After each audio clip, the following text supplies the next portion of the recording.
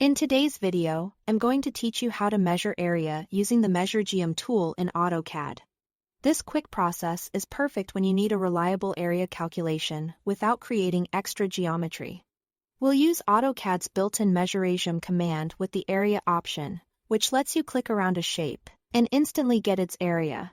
Before you start, make sure your drawing is open to the portion you want to measure and that you can clearly see the boundary you intend to trace. The command doesn't modify your drawing, it simply reports measurements based on the points you pick. To begin, click in the command line and type Measuregeom. Then choose the area option when prompted. You can do this by clicking area in the command line options or typing the letter that corresponds to it and pressing enter. Once area is active, AutoCAD waits for you to define the boundary by clicking points. Now, outline the shape by clicking its corner or boundary points in order. Moving around the perimeter one click at a time. Think of it like connecting the dots along the edges.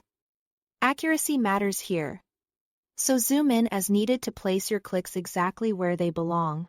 If you use object snaps in your workflow, they can help you lock onto exact endpoints or intersections as you go.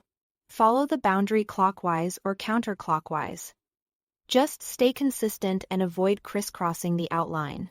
The more precise your clicks are, the more accurate the result will be.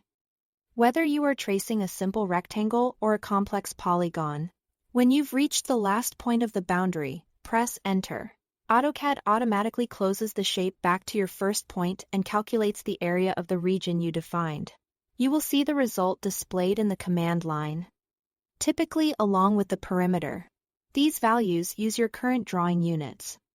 So if you are working in feet, meters, or millimeters, the reported area reflects that. This makes it easy to document your measurements or compare different regions within the same file.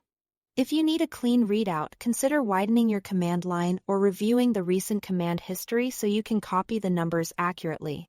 And if the boundary wasn't defined the way you wanted, simply run Measuregeom again and retrace the outline more carefully. That's all there is to it. Thanks for watching.